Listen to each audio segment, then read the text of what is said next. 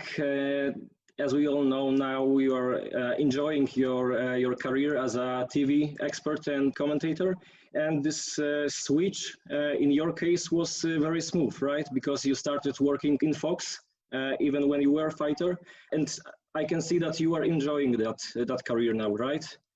Yeah, very much so. You know, as a fighter, you only have so long. You can't fight forever. So you've always got to try and think about what you're going to do after fighting. And then, of course, I had a lot of injuries throughout my career. So I always, I knew I couldn't fight forever. You know, I lost one eye. So therefore, you know, I had to start doing something else. So I started trying to open as many doors as I could when I was fighting. You know, of course, now I commentate, but I do some acting, I do the podcast. You know, I try and do as many things as I can, you know. And yeah, you know, commentating is one of them, and I'm really, really enjoying it. It's nice to still be a part of the sport, nice to still be involved, you know, because people ask me all the time, say, oh, do you think you'll ever fight again?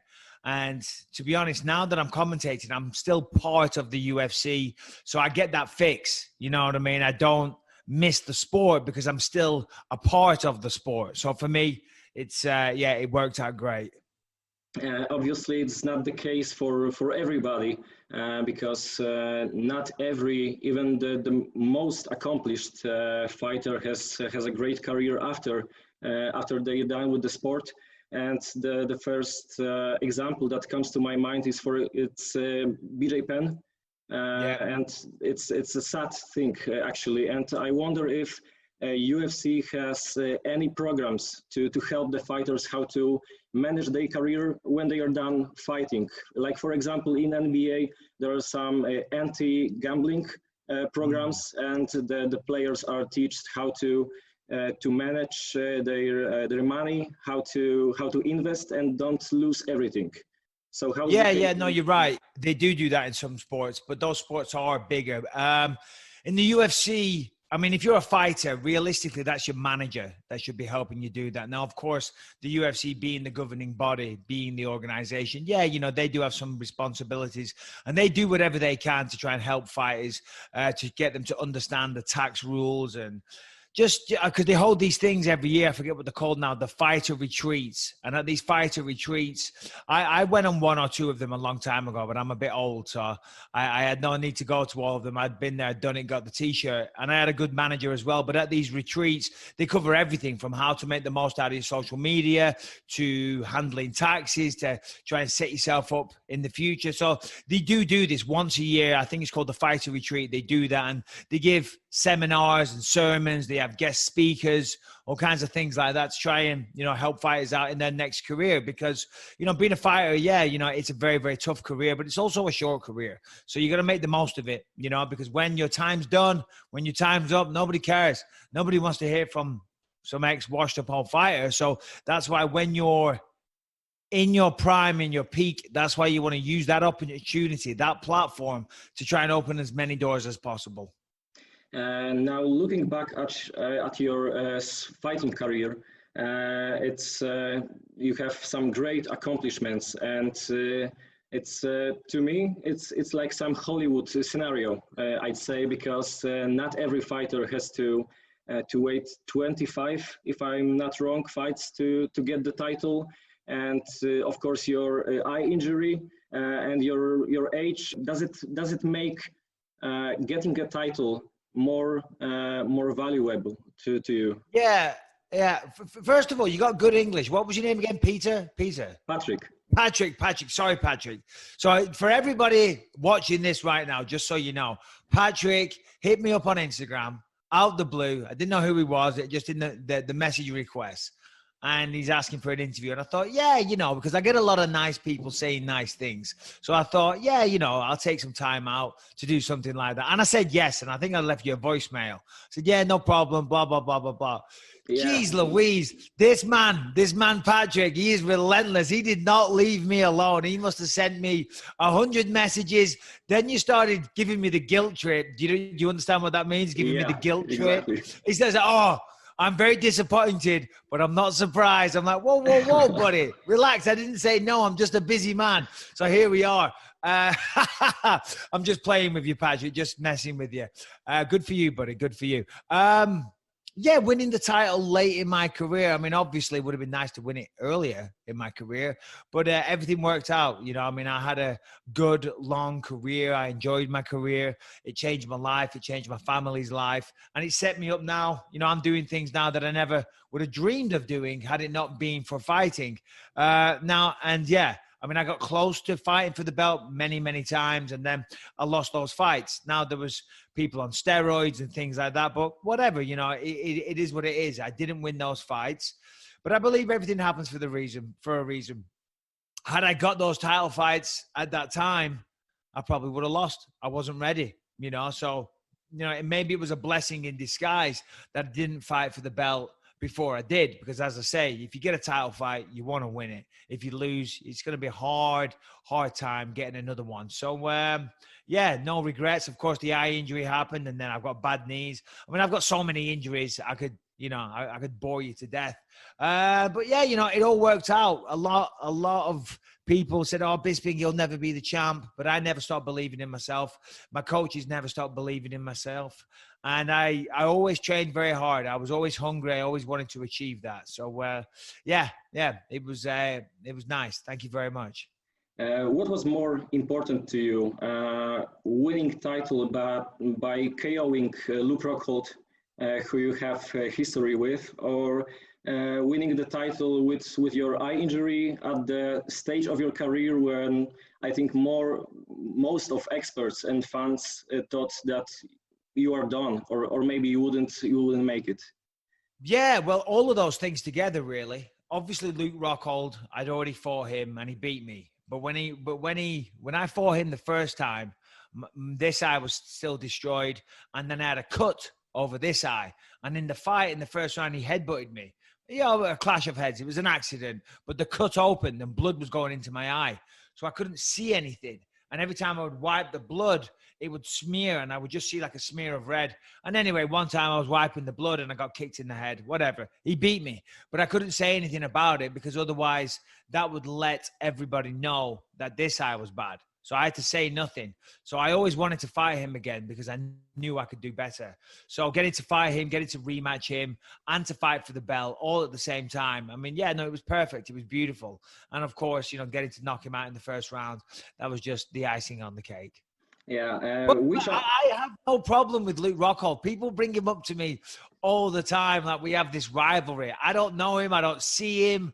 I don't think of him. And I wish Luke nothing but the best. I know he was saying this week he's coming out of retirement. Good luck. I hope for the best for him. I really do. Oh, that was one of the topics that I wanted to raise a bit later.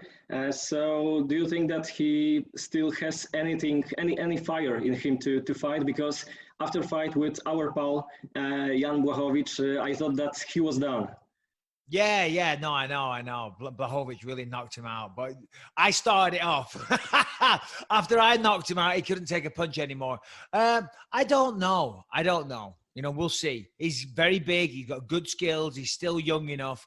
But the problem is when you get knocked out once and it's a good one, you know, the chin only has, you know, it has an expiry date. It seems like with fighters, you know, one day it's fine. And then it's like a switch goes and the guy can't take a punch anymore. And you see it so often in boxing, in MMA, throughout history, fighters that are great fighters that you could hit them with a baseball bat and they can take it. And then all of a sudden, overnight or because of one fight, they can't take a punch anymore. So I knocked him out, and then Yoel knocked him out. Błachowicz knocked him out. David Branch almost knocked him out. So I don't know. He's had some rest. He's had some time away. So maybe he's healed up, because I know your guy broke his jaw and he was wired shut for a while. So that was a good thing. That stopped him from talking so much shit for a little bit. But yeah, well done to Janie Błachowiczu for that. That was another question. I wanted to leave it for the end, but as you raise it now, I want to ask. Obviously, your knockout on Rockhold was the most significant because, as you said, it started this downfall of Luke, and of course, it was in a title fight. But if you had to rate these three knockouts, Yoel's and Jan, which was the most spectacular? Well, they were all good for their own reasons. Obviously, for me, I won the belt. So for me, that's number one. Yoel's was great because then not only did he knock him out, then he went and gave him a big kiss afterwards, if you remember. Remember against the fence? It was hilarious. And Jan, yeah, that was at 205.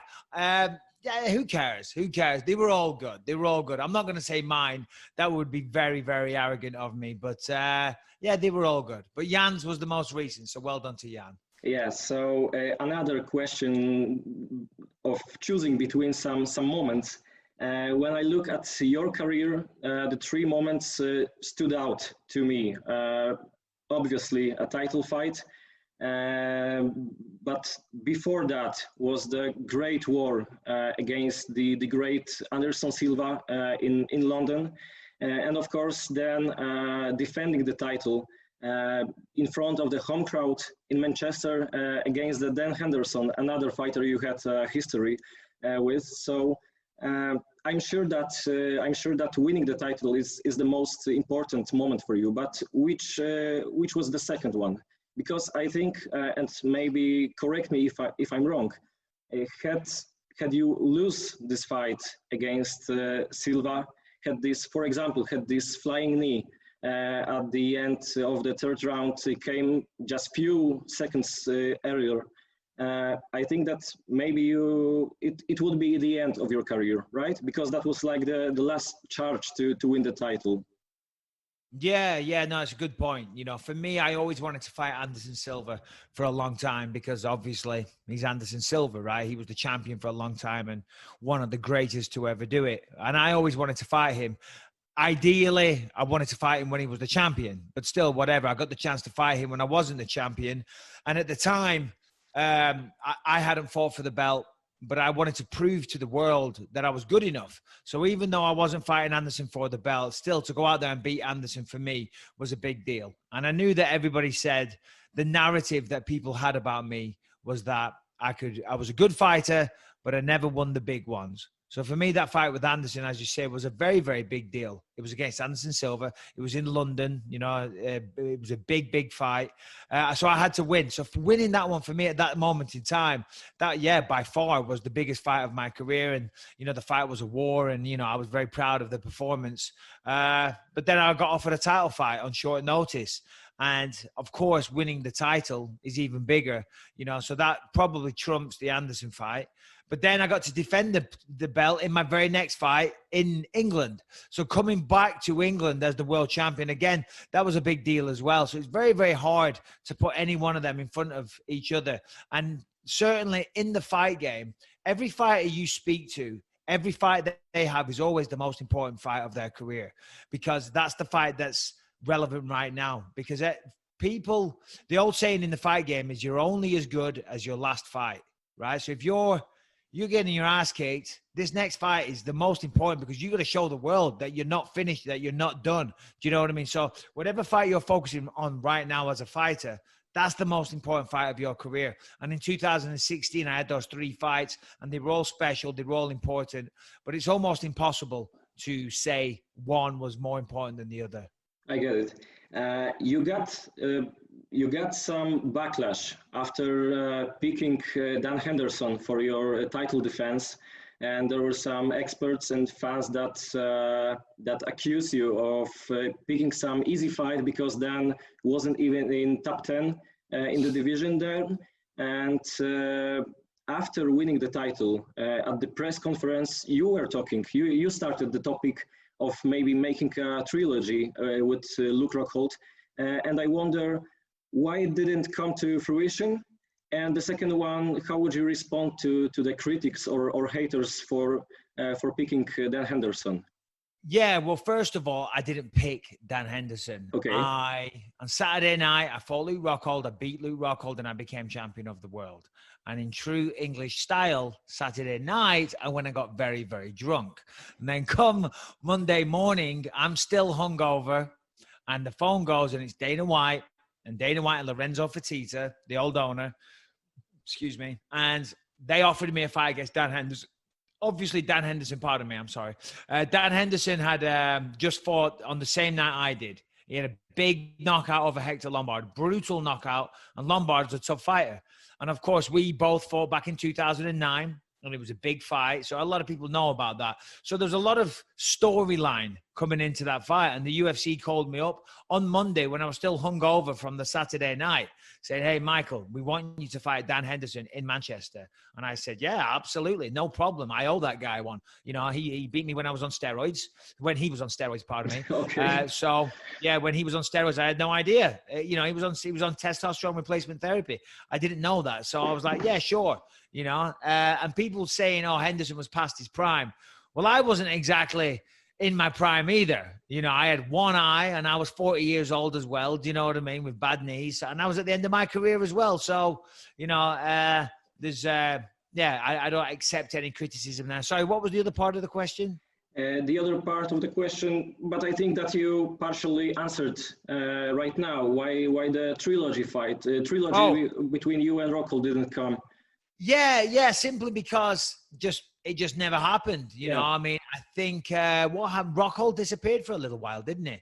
So I fought Dan Henderson, and then I got injured. I had to have surgery on my knee, and then GSP came out of the woodwork.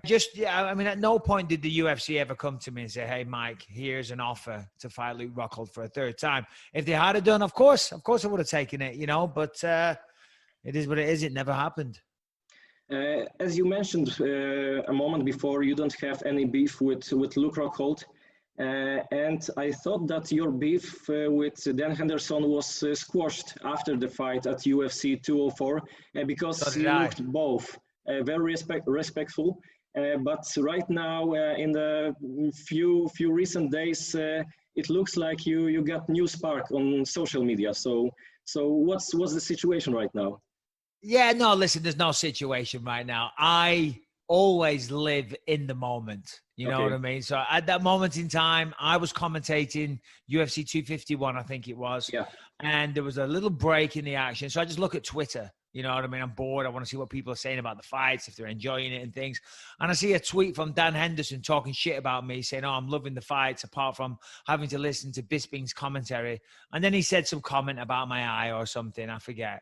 So, yeah, you know, I mean, if I see that, if he insults me, of course I'm gonna say something back, especially when I see him on occasion here and there. And when I see him, I say, hey, Dan, how you doing? We shake hands. And that's that. You know, it's very polite, very cordial, respectful. But then on Twitter, he's talking shit. So I'm like, nah, fuck you, man. Do you know what I mean? Kiss my ass. So yeah, that's what happened there. But it's in one ear and out the other. I don't think about Dan Henderson. That was that one moment in time as I was just looking at the tweet.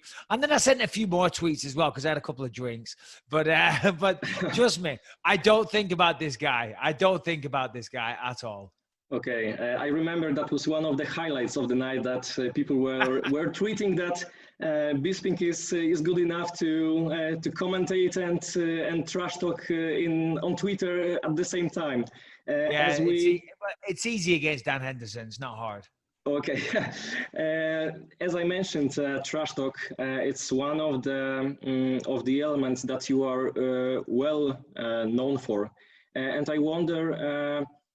How much was it a mental warfare for you, and trying to get into the opponent's head before the fight, or maybe was it more to entertain the fans? Because as we all know, the UFC loves the stories. The UFC loves to promote the fights with bad blood. So sometimes the fighters like to heat it up just a little bit for the fans. Yeah, it was all of those things. And it was also to entertain myself. You know, I mean, I'm 41 years old now, but when I came to the UFC, I was 25, and I was a very different person then to what I am now. I'm much more relaxed and calmer. I was a bit of a psychopath back in those days.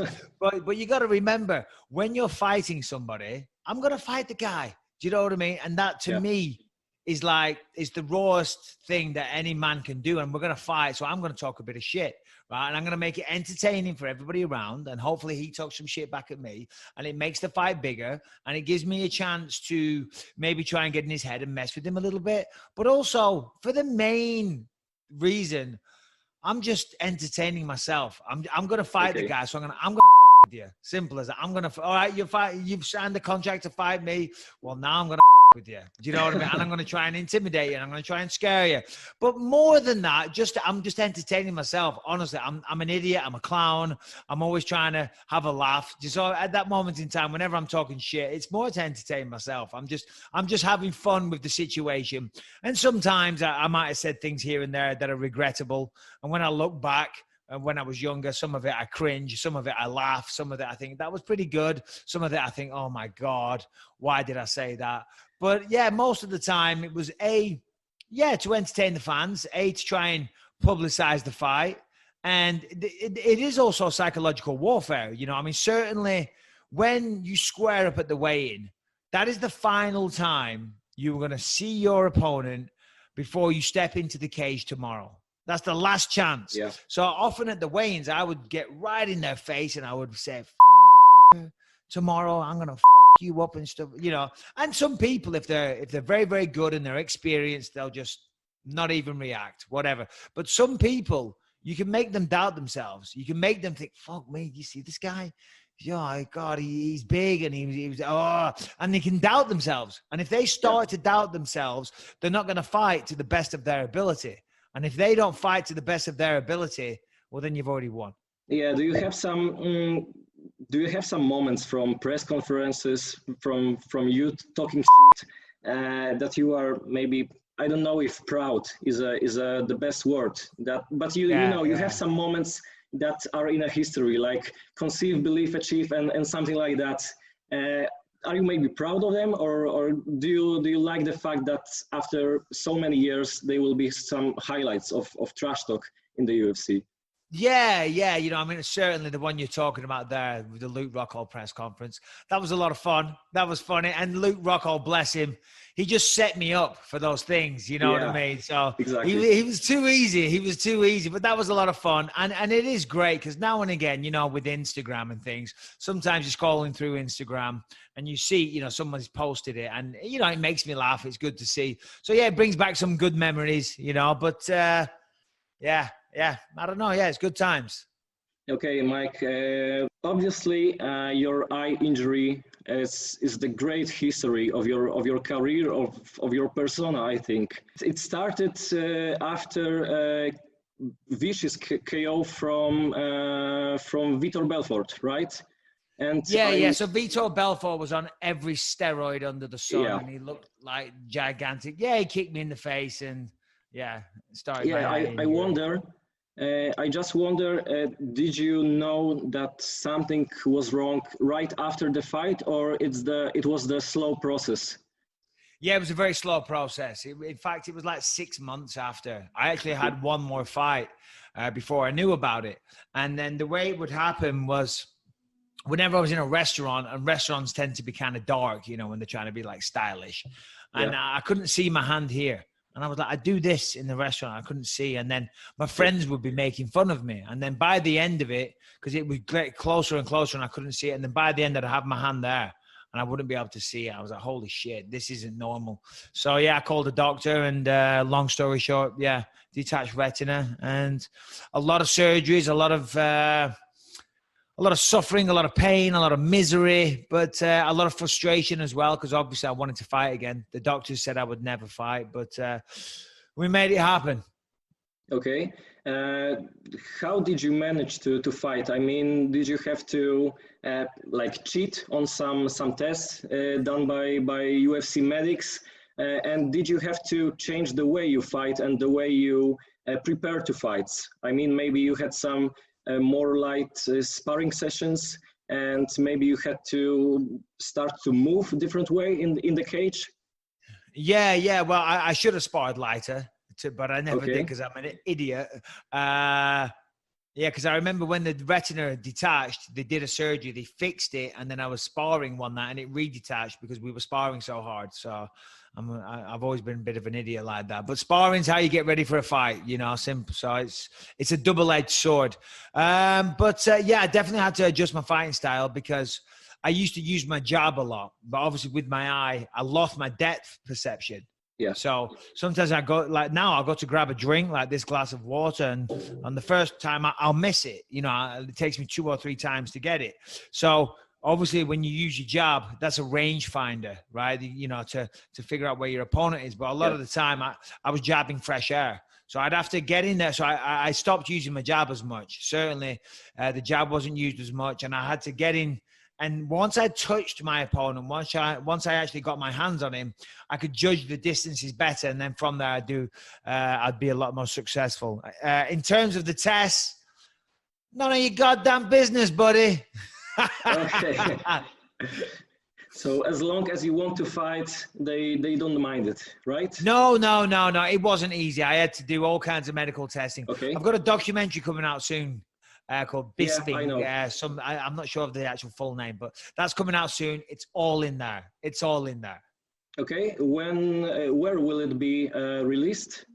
Yeah, we're not sure about that actually. We're just right now putting the finishing touches to it, and then we're going to be shopping it around. Maybe Netflix, maybe HBO, maybe Amazon. We're not sure, but it's hopefully going to be on one of those big outlets. We'll see soon. Yeah, I'm looking forward to see it. Oh, thank you. It took a while before you decided to show the world that you have a prosthetic eye. Yeah. And I remember, for example, Joe Rogan podcast, when Joe was saying that your eye looks better now, and you were just smiling, but you didn't say that you had the prosthetic eye. And last year, I think you shook the world when you just like casually took it out on your podcast. Why did you decide? Okay, there you go, buddy. I didn't. I didn't dare to ask you to do it again. So well, I don't normally do it because I'm not a performing monkey. But whatever, there you go. It's not a touchy subject. For me, it used to be a touchy subject, obviously. Yeah.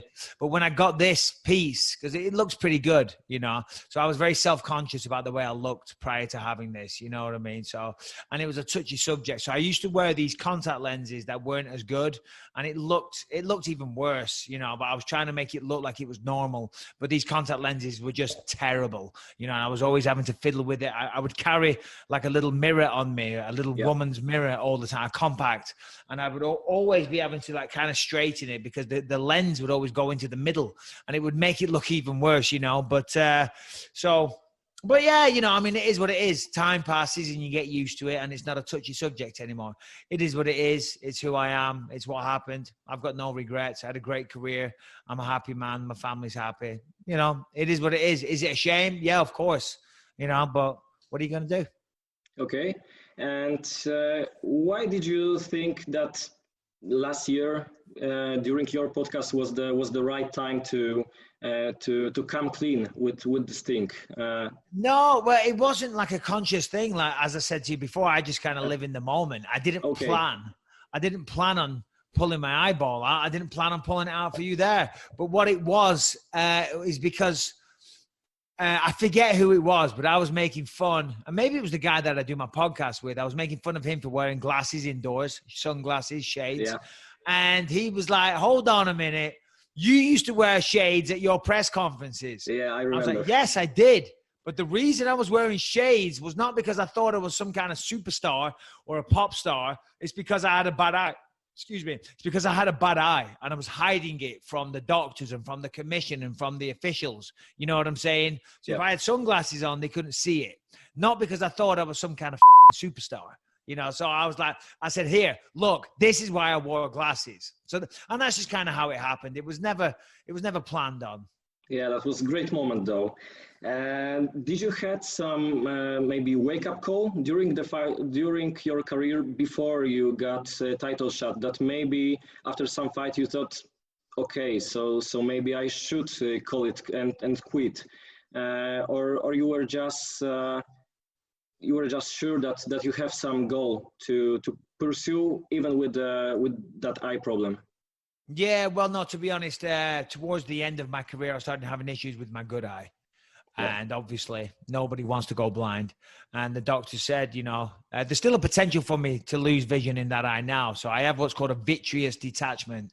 And that eventually can lead to a detached retina. And certainly if you're still fighting, if you're taking punches. When that happened, I thought, well, lightning's not going to strike twice. You know what I mean? Not many people lose an eye. So I'm not going to lose both eyes. That's just stupid. The lightning will not strike twice. So I was like, I was fine. I was still fighting. I was still sparring hard all the time. And I didn't give it a second thought. And then after one fight, I started having flashes in my good eye. And every time I, looked around, I just get these flashes of light. And then, the doctor told me I was having issues there. And I thought, all right, well, that's it. Nobody wants to go blind. So I guess I've had a good career. I've done it a long time. I've made some money. I've opened some doors. So now I can do other things for a living. Now's the time. Okay. So it was 100% your decision and not... So your family didn't urge you to finish it before? My wife was urging me forever. She was always telling me to stop fighting, because it's stressful for a wife as well. It's a hard living what you do. So she wanted me to retire a long time ago. So but no, it was still my decision. She never pressured me. I mean, she would say, but she would never pressure me. But definitely my decision.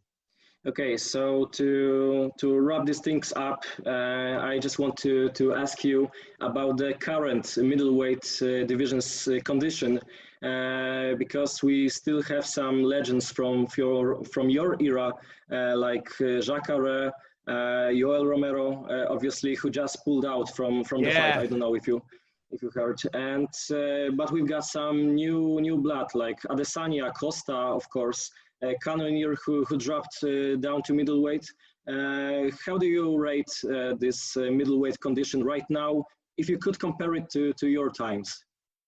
I mean, it's good, obviously. I remember there was a period there when I was in the top 10. I think it was like 5 or 6 or something, where the top 10 in the middleweight division was absolutely ridiculous. You had me, you had Rockhold, you had Jacare, you had Anderson Silva, there was Vitor Belfort, there was Machida, there was Gegard Mousasi.